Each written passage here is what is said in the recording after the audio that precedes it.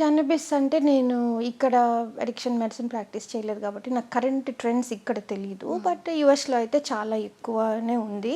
Okay. ఆహ్, ఎందుకు అంటే రకరకాల డిఫరెంట్ ఫార్మ్స్ ఆఫ్ క్యానబిస్ అక్కడ అవైలబుల్. మెనీ స్టేట్స్‌లో it is legalised.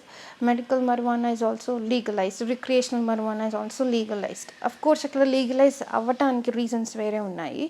But cannabis availability అక్కడ చాలా వేరే ఫార్మ్స్లో కూడా దొరుకుతుంది. ఆన్లైన్ కూడా ఆర్డర్ చేయొచ్చు. డిఫరెంట్ డిజైనర్ క్యానబిస్ కూడా అక్కడ దొరుకుతుందండి.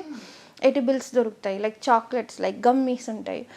హై స్కూల్ పిల్లలకి అవి తెలియని కూడా తెలియవు. Like they look very similar to regular chocolates. ఇప్పుడు మన కిట్ క్యాట్, ట్విక్స్ ఇట్లాంటి చాక్లెట్స్ ఎట్లా కనిపిస్తాయి అవి కూడా అలాగే ఉంటాయి. సో హై స్కూల్ స్టూడెంట్స్కి చాలా ఈజీ యాక్సెస్ ఉంటుందండి.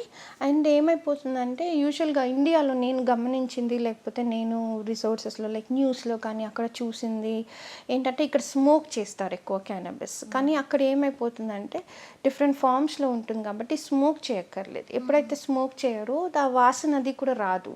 సో ఈ గమ్మీస్ వాడటము, వేప్ చేయటము, లైక్ వేపింగ్, ఈ సిగరెట్స్లో క్యానబిస్ వాడటము వల్ల ఆ స్మెల్ కూడా రాదు. కాబట్టి ఎవరికి తెలీదు. లైక్ హై స్కూల్లో చాలామంది వాడతారు, టీచర్స్కి తెలీదు that they are using cannabis అనేది. సో అక్కడ దాని మూలంగా అవైలబిలిటీ ఎక్కువ ఉండటం మూలంగా అక్కడ చాలా సివియర్గానే ఉంది ప్రస్తుతానికి ప్రాబ్లము. లీగలైజ్డ్ కొన్ని స్టేట్స్లో లీగలైజ్డ్ ఉంటుందండి. అంటే ఏజ్ ఉంటుంది, లైక్ 21 ఇయర్స్ వాళ్ళు కొనుక్కోగలరు. కానీ ఏమవుతుందంటే డైవర్ట్ అయిపోతుంది అది. పెద్దవాళ్ళు కొనుక్కొని పిల్లలకి ఇవ్వటము, లేకపోతే పిల్లలు అవి స్ట్రీట్లో కొనుక్కోవటము. సో అట్లా ఎక్కువ వాళ్ళకి అవైలబిలిటీ ఉంటుంది. Government takes its own actions and each state has its own policies. But because the policies also differ by state to state with cannabis itself, it is there everywhere. It is mostly like depends on the kids who are using, or the students, or the parents. వాళ్ళు మాట్లాడి వాళ్ళు cannabis వల్ల వచ్చే harmful effects explain చేసి ఓపెన్గా communicate చేస్తే it is more useful. At least క్యానబిస్కి వచ్చేసరికి ఏమైపోతుందంటే వేరే డ్రగ్స్తో పోల్చుకుంటే పర్సీవ్డ్ హార్మ్ అంటారు.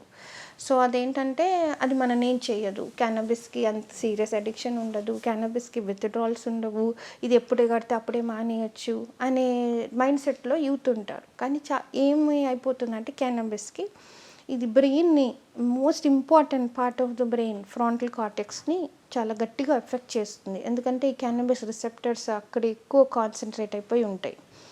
అది ఎప్పుడైతే ఈ main functioning area of the బ్రెయిన్ని ఎఫెక్ట్ చేస్తుందో దానివల్ల వాళ్ళకి చదువులో, అటెన్షన్లో, ఫంక్షనింగ్లో, ఈవెన్ డ్రైవింగ్లో అన్ని రకాలుగా అది ఎఫెక్ట్ పడుతూ ఉంటుందన్నమాట. సో గంజాయికి వచ్చేసరికి పర్సీవ్డ్ హార్మ్ అంటే వాళ్ళు అనుకునే హార్మ్ చాలా తక్కువ అని అనుకుంటారు. But it is also quite harmful comparable to other drugs.